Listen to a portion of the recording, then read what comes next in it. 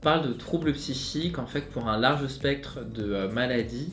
On parle également de maladies mentales, même si je trouve que le terme de trouble psychique est moins stigmatisant et pour cela est souvent plébiscité par les personnes concernées, pour parler de maladies qui peuvent aller du trouble anxieux à la dépression, aux addictions, mais également des troubles chroniques comme le trouble schizophrénique ou le trouble bipolaire. Donc c'est une grande famille, une grande galaxie finalement de troubles dans lesquels pour chacun il y a une définition précise qui repose sur une définition médicale, mais également, et ça c'est important de l'avoir en tête, un continuum entre un état qui serait dit sain et la pathologie. Donc à la fois c'est une catégorie, mais en même temps c'est pas non plus d'un côté il y a les personnes concernées, de l'autre il y a les personnes qui n'auraient aucun trouble. C'est ce qui est parfois complexe dans le métier de médecin psychiatre et en même temps qui rend la chose aussi passionnante.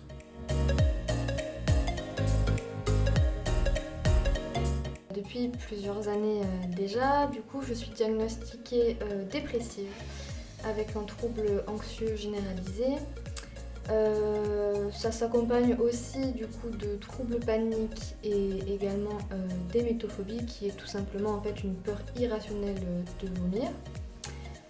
C'est un trouble en soi qui touche plus de personnes qu'on le pense, mais on en parle assez peu malheureusement parce que c'est assez considéré comme tabou.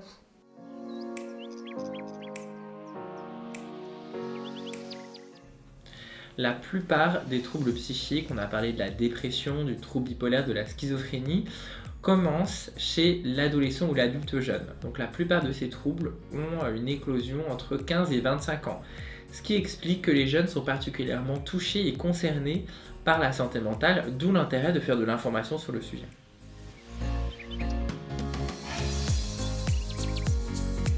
Dans mon cas, je dirais que ce qui m'a vraiment aidée en fait, c'était de savoir que je n'étais pas seule en fait dans cette situation.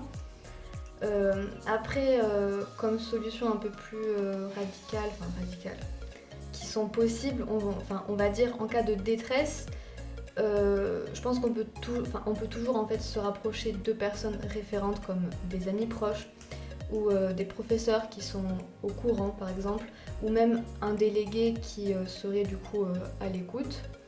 Voilà, après on peut aussi, et c'est vrai qu'on n'est pas toujours au courant, mais on peut aussi du coup faire appel à la psychologue universitaire en cas de besoin ou de manière fréquente si encore une fois on en ressent le besoin.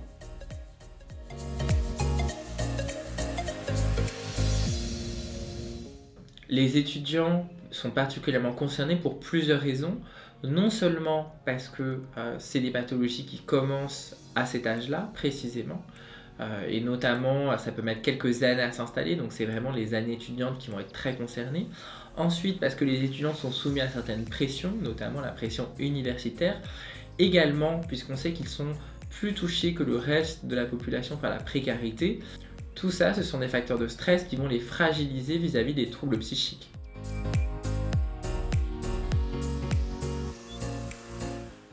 Alors dans mon cas,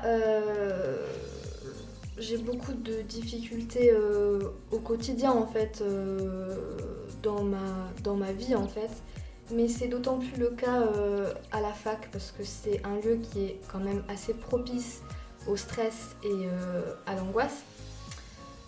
Comme exemple de difficulté, par exemple, parfois c'est un peu difficile de se rendre en cours, ou alors même quand j'y arrive, c'est assez difficile de me concentrer, ou même de rester l'heure en fait.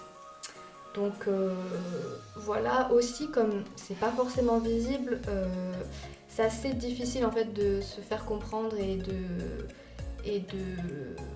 faire, je dirais, qu'on respecte un petit peu ça, donc voilà.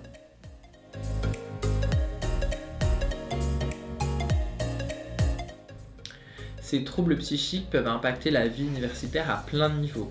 Ne serait-ce que quand on a un trouble anxieux ou un trouble dépressif, c'est très difficile de maintenir l'exigence universitaire, de réviser, de se présenter aux examens, de se concentrer sur la rédaction d'un mémoire universitaire par exemple.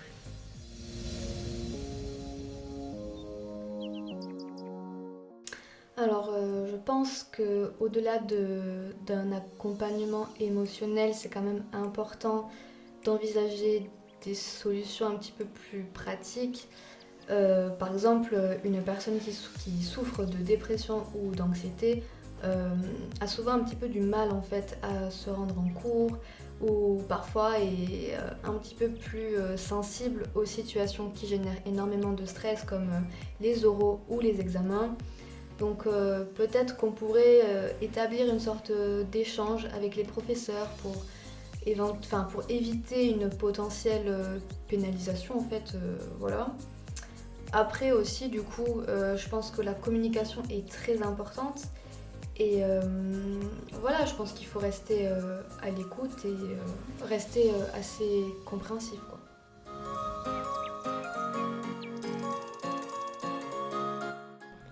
À partir du moment où il y a une souffrance psychique, où il y a une détresse, où il y a quelque chose qui fait que justement on n'arrive plus à faire comme d'habitude, on n'arrive plus à se concentrer comme d'habitude, on a moins envie de voir ses amis que d'habitude, on se sent moins bien et moins à sa place que d'habitude, il ne faut pas hésiter à consulter, ne serait-ce que pour se rassurer, faire un bilan avec un professionnel et ensuite voir s'il y a lieu d'avoir une aide ou pas, que ce soit psychothérapeutique, que ce soit médicamenteuse, que ce soit dans certains cas, mais par exemple dans le cas d'idées suicidaires, hospitalières, bien évidemment, ça a toute sa place.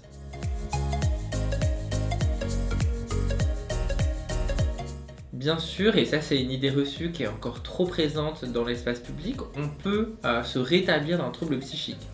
Certains de ces troubles, comme par exemple le trouble bipolaire, sont ce qu'on appelle des maladies chroniques, c'est-à-dire comme un diabète, on l'équilibre grâce à une prise en charge, mais on ne fait pas disparaître la maladie. D'autres, comme la dépression, sont aigus, c'est-à-dire qu'on est malade pendant un temps aigu et avec une prise en charge adaptée, on se rétablit complètement et ensuite on n'a plus forcément besoin ni d'un suivi ni d'un traitement au bout de quelques mois, quelques années parfois. Donc oui, à tous les stades de la maladie, on peut, et pour toutes les pathologies, on peut se rétablir à condition d'avoir une aide adaptée.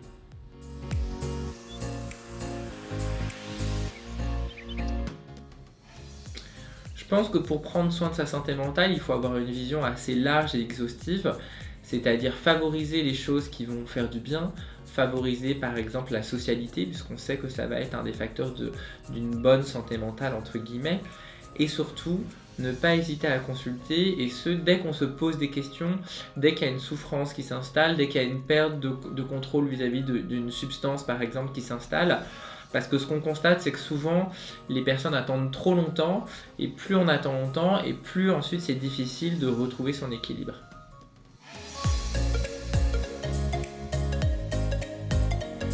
Je pense que même si l'on n'en possède pas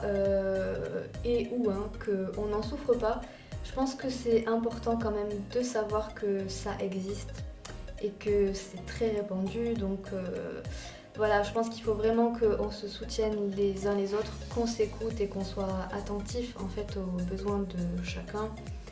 Voilà, parce que les troubles mentaux en fait n'affectent pas seulement la personne qui en souffre, ça affecte aussi son entourage et les personnes qu'elle fréquente, malheureusement.